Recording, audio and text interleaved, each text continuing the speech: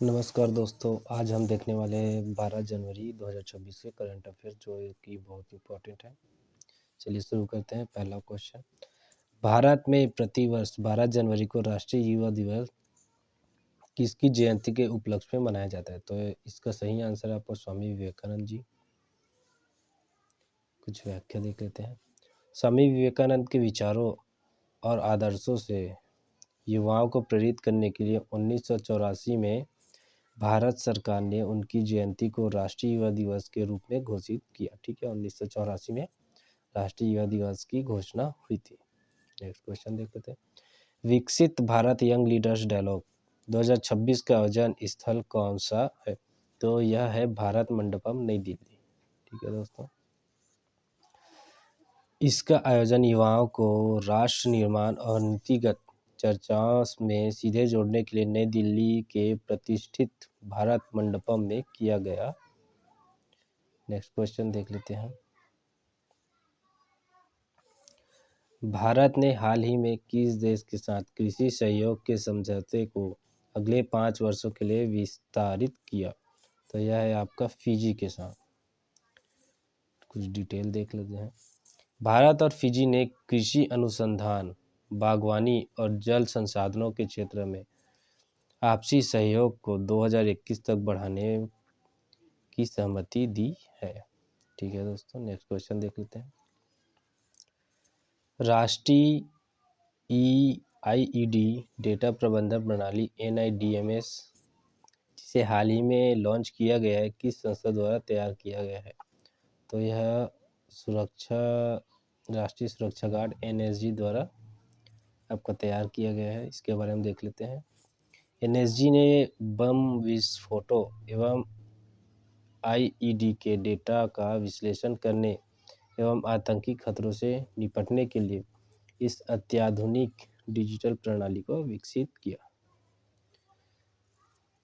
प्रसार भारती द्वारा DD news पर digital content creators के लिए शुरू किए गए विशेष खंड का नाम क्या है?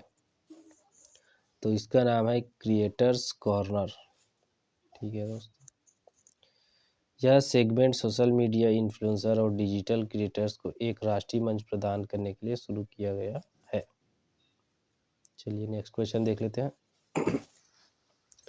उत्तराखंड उच्च न्यायालय के मुख्य न्यायाधीश के रूप में हाल ही में किसे नियुक्त किया गया है? तो यह न्यायमूर्ति मनोज कुमार गुप्ता। चलिए, न्यायमूर्ति मनोज कुमार गुप्ता को उत्तराखंड के मुख्य न्यायाधीश के रूप में शपथ ली है। वे राज्य की न्यायपालिका का नेतृत्व करेंगे।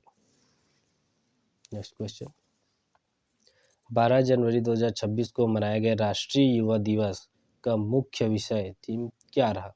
विकसित भारत के लिए युवा, यूथ फॉर विकसित भारत, ये इसकी थीम रही है।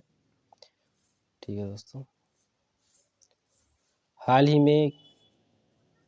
ही में किस भारतीय राज्य के मुख्यमंत्री युवा उद्यमी योजना 2026 की शुरुआत की? तो यह शुरू करने वाला राज्य है मध्य प्रदेश। नेक्स्ट क्वेश्चन, जनवरी 2026 में जारी हेनले पासपोर्ट इंडेक्स में भारत की रैंकिंग क्या है? तो भारत की पासपोर्ट की रैंकिंग है अभी 82 नंबर पे।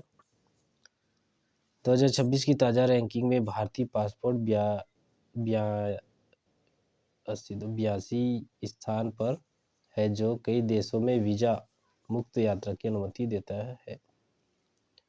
नेक्स्ट क्वेश्चन देख लेते हैं। भारतीय नौसेना कमान के नए flag officer commanding in chief के रूप में किसे कार्यभार संभाला है? तो वाइस एडमिरल V श्रीनिवास, इन्होंने दक्षिण नौसेना का कमान संभाला है। तो देख लेते हैं fact. Vice admiral V Srinivas ने कोच्चि में स्थित महत्वपूर्ण कमान की जिम्मेदारी संभाली है। हाल ही में स्वच्छ सर्वेक्षण 2025-26 के परिणामों में किस शहर को फिर से सबसे स्वच्छ शहर घोषित किया गया? तो यह इंदौर है। ये हमेशा इंदौर ही जीतता है, लगभग 8 बार हो चुका है। ठीक है, भारतीय अंतरिक्ष अनुसंधान इसरो ने जनवरी 2026 में किस मिशन के अगले चरण की घोषणा की? तो गगनयान की घोषणा की है इसरो ने अभी।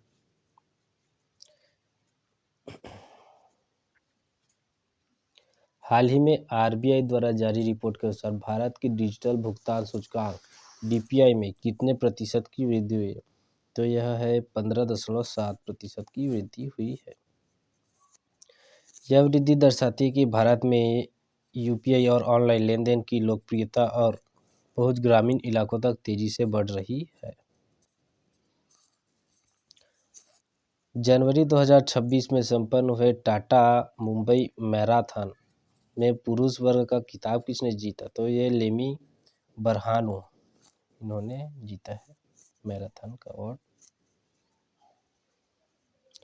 प्रधानमंत्री मोदी ने 12 जनवरी को किस शहर के राष्ट्रीय युवा महोत्सव का उद्घाटन किया? तो यह नासिक में हुआ था। महाराष्ट्र के नासिक शहर को इस वर्ष के केंद्रीय युवा महोत्सव की मेजबानी के लिए चुना गया था। हाल ही में किस भारतीय आईटी कंपनी ने यूरोप में अपना सबसे बड़ा एआई सेंटर खोलने की घोषणा की है? तो है टीसीएस। टीसीएस का फुल फॉर्म है Tata consultancy services. Tata consultancy services TCS वैश्विक स्तर पर एआई अनुसंधान को बढ़ावा देने के लिए यूरोप में अपना नया केंद्र स्थापित कर रही है। भारत और किस देश के बीच संयुक्त सैन्य अभ्यास धर्म गार्जियन का आयोजन किया जा रहा है? तो धर्म गार्जियन है आपका जापान और इंडिया के बीच में। यह भारत और जापान के बीच राजनीतिक संबंधों को मजबूत करने के लिए किया जाने वाला वार्षिक सैन्य अभ्यास है। ग्लोबल इकोनॉमिक्स प्रोस्पेक्ट्स रिपोर्ट 2026 के अनुसार भारत की जीडीपी वृद्धि दर कितने प्रतिशत रहने का अनुमान है? तो यह 6.8% रहने का अनुमान है। हाल ही में किस देश ने ब्रिक्स की अध्यक्षता औपचारिक रूप से संभाली है? तो इसका आंसर है ब्राजील। भारतीय सेना ने 2026 को किस वर्ष के रूप में मनाने की घोषणा की है? तो सैन्य रसद और नवाचार का वर्ष। भारतीय सेना अपनी सप्लाई चेन और अत्याधुनिक हथियारों के नवाचार पर ध्यान केंद्रित करने के लिए यह वर्ष समर्पित कर रही है। हाल ही में किस भारतीय खिलाड़ी को वर्ष 2025 का सर्वश्रेष्ठ एथलीट पुरस्कार दिया गया? तो यह दिया गया है नीरज चोपड़ा को।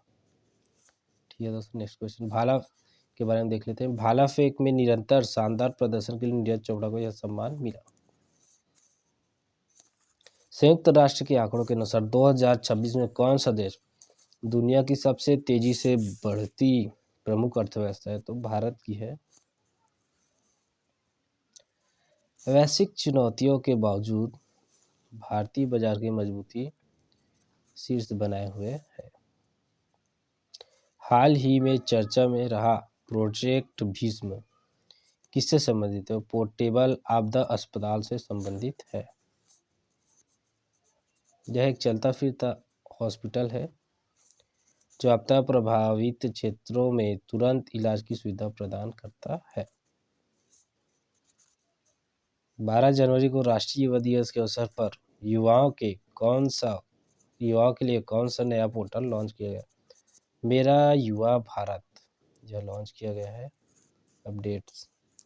तो आशा करता हूँ आपको ये वीडियो पसंद है। Thanks for watching.